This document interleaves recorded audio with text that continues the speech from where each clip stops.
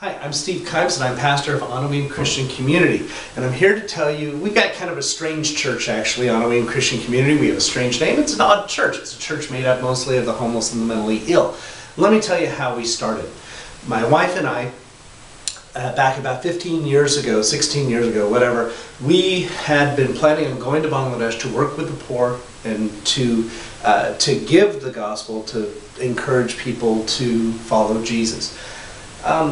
And that opportunity just closed on us. It wasn't happening. We were in Portland, Oregon at the time, and that opportunity just totally shut in our face. It wasn't happening. So, I got a job, and we have a 2-year-old boy. His name's Ian. Everything, we were living the normal life, but the fact is that we didn't really want to be living the normal life. I didn't want to be living the normal life. I don't know about Diane. Maybe she wanted to live the normal life. I don't know, but I wasn't going for that. And so what I decided to do was I was going to create little pamphlets, and I would hand them out. I didn't hand them out on the street corner because most people don't want to read pamphlets. Instead, I handed them out in front of churches. Churches, those people really need pamphlets. Anyway, so we had these little tracts, and all the tracts were about how the church should be helping the poor, because once again, we were going to be helping the poor in Bangladesh. Well, it's not just us, it's everybody that ought to be helping the poor. So we handed out tracts in front of churches, and I had my 2-year-old son Ian helping. It's really great because you just give him some tracts and says, oh, give that to that guy. Oh, here, you want a tract? And everybody has to take a tract. So we are handing out tracts and all that, and trying to encourage people to help the poor. And I was praying one time after handing out tracts in church. I was praying and just saying, Lord, I'm trying to encourage other people to help the poor, but honestly, right now, we're not doing anything. We're not doing anything for the poor. We're handing out tracts and I'm working and all that, but we're not doing anything. Lord, maybe we can do something. Maybe we can help people who are poor. Maybe you can introduce us to a homeless person. I don't know any homeless people. Maybe you can introduce us to a homeless person, and maybe we can have a homeless person over at our house like once a week, something like that, and eat, whatever. And so, finished praying, went home, and we got ready, got on the bus to go to church that night, and we actually, or our first homeless man actually came and introduced himself to us. His name is Ed. And he was a great guy, is a great guy, he's still around, and he was completely drunk. He was really drunk, and he came up and he was talking about how hungry he was and all that, and we're just like, well, we don't have any money to give you right now, we're just trying to get on the bus to go to church, but why don't you come over sometime at around dinner time one of these nights and we'll give you some food. He said, oh, sure, we'll do that, that sounds great. And we go, okay. So we wrote down our address and all that, and our phone number, and gave it to him, and he's like, okay, great. And we went to church and came home that night, and I was kind of thinking, well, he's probably not going to come over. That's just not going to happen. Well, he did come over. Came over at 2 o'clock in the morning. Actually, what ended up happening is we actually get a phone call from a bar at 2 o'clock in the morning. Calls us and says, hey, there's this guy named Ed here, and he's got your phone number in his pocket, and we were wondering if you could come over and pick him up. And we're just like, you can send him over. They put him in a taxi and sent him to our place. Took him to our place. We gave him something to eat. He went down to sleep, and it was all fine. Except that all night long, he was like yelling. He wasn't awake, he was asleep. But he was yelling all night long. Just terrible dreams or something. We don't even know what was going on. And so we're just like, well, Ed, we really like you, and this is great, but we're probably not going to be able to have you stay in our place. We've got a 2-year-old, and you're kind of loud. But you're welcome to come over any night and just share our dinner with us. No problem. And that's at 6 o'clock, not at 2 o'clock, at 6 o'clock. You're welcome to come any night of the week. He says, oh, great, this is wonderful. So he started coming over, and he came over the next night, and he had some food with us, and that was really great. And then he came over the next night, and he had some food with us, and that was really great. Then he came over the next night, and the next night, and the next night, and pretty soon he brought somebody else, and they both came.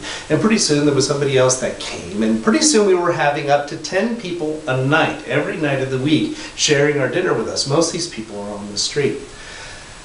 Now, Diana and I, we had missionary training, and missionary training does not mean that you stand up on the street corner and yell at people. Actually, missionary training means that the first thing that you need to do is listen. The first thing you need to do is listen, and that's what we did. For 2 years, we had homeless people coming over to our house, and basically what we did was sit and listen, because we found out that people who were living on the street were really very different from how we lived, and we had to learn what they were like and who they were and why they were on the street, and we had to learn a lot. There was a lot to learn, and so they came over and they would tell us about what their lives were like, and you know, their ups and downs and all of that. We did that for 2 years. Eventually we got connected with another church, Peace Mennonite Church. We were having meals there once a week and then twice a week. And we just said, well, you know, if we're really going to minister to people on the street, and this is going to be, we really felt like this is the direction that God was leading us in, well, then we just need to do that full time. I ended up quitting my job. We did that full time. That meant that we had to be homeless for about 8 months ourselves because we didn't have money for rent. And so we were living in people's living rooms, and things were pretty chaotic, but still we were able to do this. And finally, after years of listening to homeless people and all that, we found out that probably the main way that we could minister to homeless people was not in preaching an evangelistic message, but the thing is that homeless people didn't feel comfortable going to church. They didn't feel comfortable being in a church service in a building.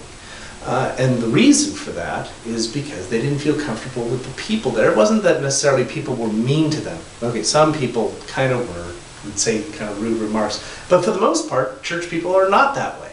They're very welcoming.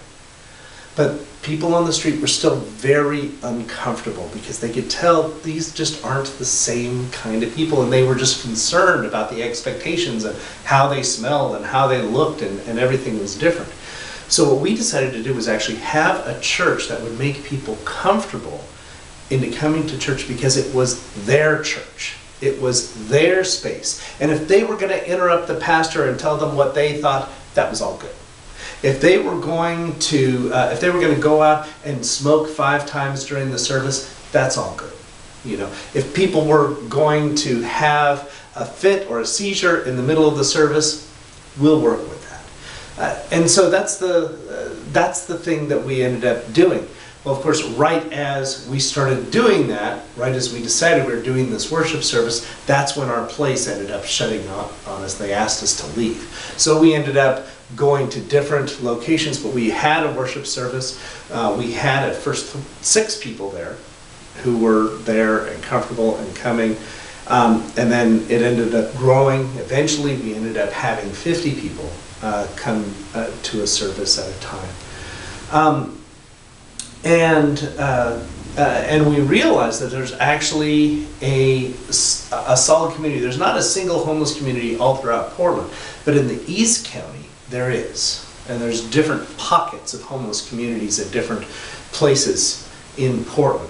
And so we focused on East County primarily, in East County and in Southeast Portland.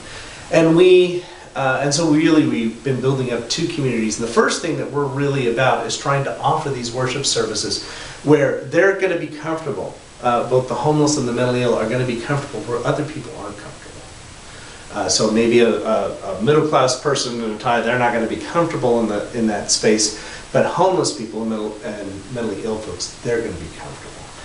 But the other thing is we want to have homeless people building up other homeless people. We do want to have them help. We want to get them off the street. We want to do that. But we aren't going to be doing that for them. We want to build up a community so that way they're able to help each other do this. Even as Jesus said, love one another. And the thing is that folks on the street don't actually need to be told the gospel.